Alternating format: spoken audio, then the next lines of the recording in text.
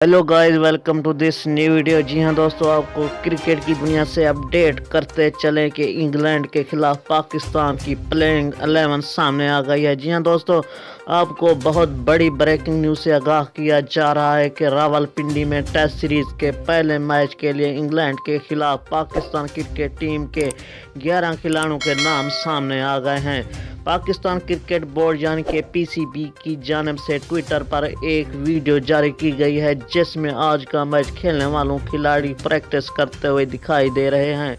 जी हां दोस्तों, वीडियो में जिन 11 खिलाड़ियों को दिखाया गया है उनमें अब्दुल्ला शफीक, इमामुल हक, अजहर अली, बाबर आजम, सऊद, शकील, हारिस राउफ, मोहम्मद अली, जाहिद महमूद, मोहम्मद रिजवान, आगा सलमान और नसीम शाह शामिल हैं। जी हम मुअज़्ज़ज़ नाज़रीन, आपको अपडेट से आगाह करते चले कि 2003 के बाद पहली बार एक टेस्ट मैच में 4 प्लेयर पाकिस्तान के लिए डेब्यू करेंगे।